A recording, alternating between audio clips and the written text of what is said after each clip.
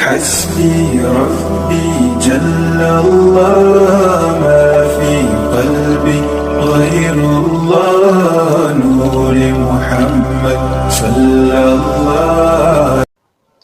الحمد لله الذي أبدع الأفلاك والأرضين، والصلاة والسلام على من كان نبيا وآدم بين الماء والطين، وعلى آلہ واصحابہ اجمعین، اما بعد. معزز ناظرین، سلسلہ درس حدیث کی پہلی نشست میں آپ تمام احباب کا استقبال ہے. اگر آپ ہمارے چینل پر نئے ہیں تو ضرور سبسکرائب کریں، بیل آئیکن کو دبا دیں اور چینل کی لنک اپنے دوستوں احباب میں زیادہ سے زیادہ شیئر کریں تاکہ احادیث مبارکہ کی نشر و اشاعت میں ہم سب کا حصہ ہو.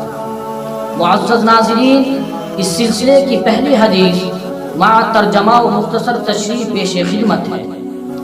عن امیر المؤمنین ابی حفص عمر بن الخطاب رضی اللہ عنہ قال سمعت رسول اللہ صلی اللہ علیہ وسلم یقول انما الاعمال بالنیات وانما لكل امرئ ما نوى رواہ البخاری.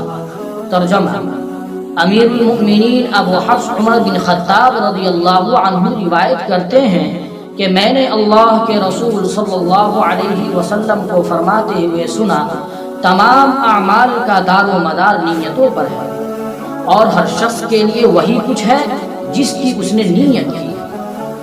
معزز ناظرین، اس حدیث سے ہمیں چند اسباق حاصل ہوتے ہیں جو پیش خدمت ہے.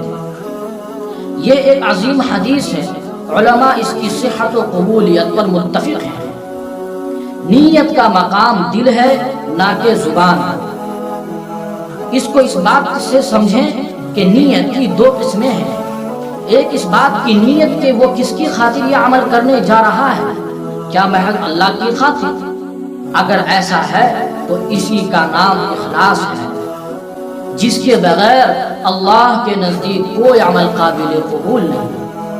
اگر کوئی عمل اللہ کی خاطر نہ ہو، غیر اللہ کے لیے ہو، کسی بت یا ولی کے لیے ہو، یا ریا و نمود اور دولت و شہرت وغیرہ کے حصول کے لیے ہو، تو وہ عمل اخلاص سے خالی اور شرکیہ ہو جاتا ہے، نیز نجات کے بجائے ہلاکت کا سبب ہو جاتا ہے.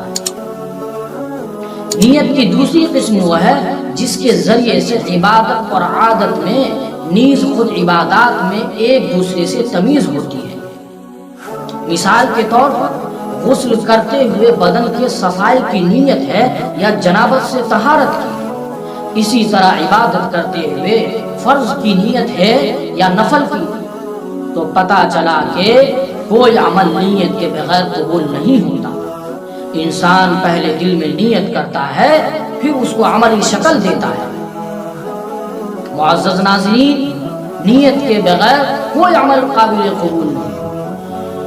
نیت اگر نیک ہو تو مباحات مثلا کھانا پینا، سونا جاگنا اور اپنے اہل و عیال پر خرچ کرنا بھی باعث اجر و ثواب ہو جاتا ہے. آدمی اگر کھاتے اور سوتے ہوئے یہ نیت رکھے کہ اس سے جو ہمیں طاقت حاصل ہوگی اس کو ہم اللہ کی عبادت میں خرچ کریں گے، تو یہ بھی باعث اجر و ثواب ہو جاتا ہے. اس لیے ایک مسلمان کو اپنی نیت کی اصلاح و درستگی کی فکر ہمیشہ دامنگیر رہنی چاہیے. السلام علیکم ورحمۃ اللہ وبرکاتہ.